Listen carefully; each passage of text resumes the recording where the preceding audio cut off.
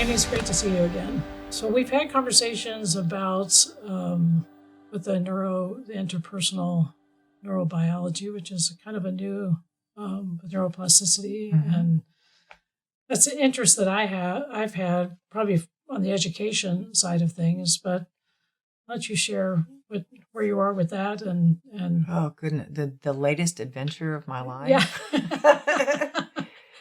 In a nutshell, 10 years ago, my niece was living with me, living with us, and she was she'd been she would say, I don't remember my 20s. Wow. That's what my niece would say. Wow. Multiple overdose attempts. And she was just kind of crazy. Anyway, at the time, her behavior was so outlandish, and someone that I just knew peripherally saw her in public. The way she was dressed, the way she was acting, they said there is a technology coming out of Scottsdale, Arizona. Investigate it and trust the process. And I was just thinking, okay, anything help.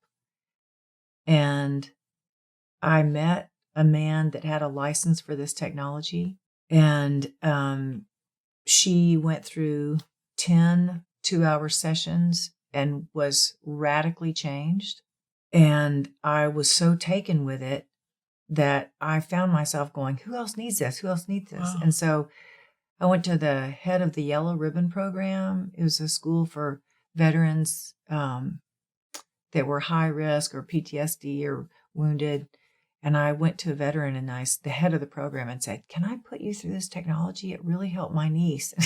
He looked at me like, do you think I'm crazy? And I said, it's not going to tell you you're crazy, but it will help your brain balance itself in the present moment instead of being traumatized by the past. And it's all, anyway, so I didn't even really understand what it was. But 10 years ago, I probably put 20 people through the technology. And then the license disappeared in Nashville. And so all that time, this inventor was working on that technology. And this last February, I was in Phoenix, Arizona, and I was seeing a friend of mine. I was playing at the Celebrity Theater that night, and we were driving around, and she said, oh, you've got to look out the other window. The snow on the hills of Scottsdale is amazing. You don't ever see that. And it was like somebody had said, will you pass the salt? I went, I think I'm supposed to make a phone call. And I called the inventor of this technology. I had a years old email. The company had changed names. And I said, I'm just calling to thank you. And do you want to come to my show tonight? And he said, I was hoping you were a bolt out of heaven. And I said, what kind of bolt? Yeah. And that night I had a dream on the tour bus, and it was the craziest thing. And I went back to him and said, I know this technology works. I know it does. And you have lived with your cast of engineers like in a mole run. They've never done any advertising. They've never anything. And I really believed that I was divinely led to this man to use my connections to bring this technology to the world at large. Wow. It's non-invasive, and it allows the brain to heal itself. We can just now finally understand the brain and the mind that God has created us to be. And it's it's amazing. It is unbelievable. I don't know of anything else that does this, because everything that has to do with the brain that I have heard of, whether it's magnets or tones or EMDR, everything is taking an exterior, an outside force, and trying to impose, trying to impose some change in the way the brain responds. Everything is an outside force going in. But this technology came about because the inventor was actually attacked by a gang. He was hit in the head with a baseball bat. He was already a scientist, already worked in technology. And in his attempt to find healing for himself, everyone kept saying, You're fine. You're fine. He said, I'm not okay. I'm not okay. Nothing helps. And every doctor, everybody, every counselor said, it's all in your head. Yeah. And he said, yes, it is. And he just said, if the brain is nearly infinite, how can anything be imposed on it and expect a lasting change?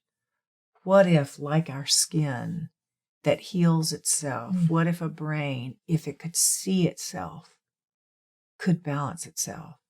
Because an imbalanced brain is one that reacts from the past. Right. Everything is a trigger. And for a brain to actually have the chance to balance itself allows a person to respond in the present moment instead of being triggered from the past. And I mean, there's something deeply spiritual about that. God said, I am. I mean, you can't get more present than that. Right, exactly. And so whatever is real in this moment, it doesn't mean there's not trauma from the past, but trauma in the past, but trauma from the past should not be the loudest voice today. Yeah. And that really is what this technology is doing. And I feel like I stepped into the picture of this research company when they were on the 2-yard line. And I was like, let me get my cheerleader outfit on and my pom-poms. Okay. Because I've had so many contacts with people from all walks of life and my experience in philanthropy. And, and you're right, I'm a storyteller. Yeah. And I'll go, can I show you a picture of this person who was in sex trafficking and they did 4 sessions and now they look like this and the furrowed brow is gone. You don't have to buy a pill. It's just like people go, can I be a part of that? That's amazing. Anyway. And it's completely non-invasive. I've been through the training. Yeah. I've worked on veterans. I've worked on teenagers. I've worked on older people. And it's so interesting how we react to patterns in our brain that we're not even aware of. Yeah, that is just so fascinating. And you give a chance for those patterns to dissolve or to recede and new patterns be established. So is there a certain number of treatments or is it, because usually they're like 21 days, or if someone has, it's just a few sessions and 4 days. It takes 4, basically hour and a half to 2 hour session. This is going to be life-changing for people too, what you're doing. It will be. And brain health is just like every other part of, emotional health, physical health. Our health is an ongoing practice. Yeah. And it's so interesting to me, even how scripture plays into this. Like, what is the verse from Philippians? I'm going to get it all kind of patchwork together here, but whatsoever is true, whatsoever is noble, whatsoever is of good repute, think on these things. Yeah. I mean, that is a good brain practice. Right. Every time you have a thought, every time you relive an argument, you're deepening a tract in your brain. And, so for instance, we'll do 4 sessions with somebody. And then we'll say, now it's important for you to protect your sleep. Don't drink a Coke at 11 p.m. and get on a screen. Yeah. Wind down. Yes. Because only you can close your eyes and give yourself a chance to rest. Right. And resting is important. And look at the stressors in your life. Because when somebody's coming from a place of balance, they look at things differently. Someone walks in and a marriage is full of trauma. And we do the sessions on the husband and the wife. Wow. And what feels different, they might have walked 500 yards away from each other. And choices and who did what, both people are 500 yards away from each other, both of them with broken limbs.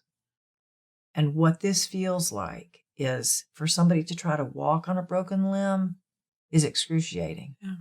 And these sessions feel like setting the bones and putting on a hard cast that's got a walking sole. Yeah. And you go, you are still 500 yards away from each other, but you have the ability to walk toward Right. each other. You're equipped to walk to one You're another. equipped to walk. Yeah.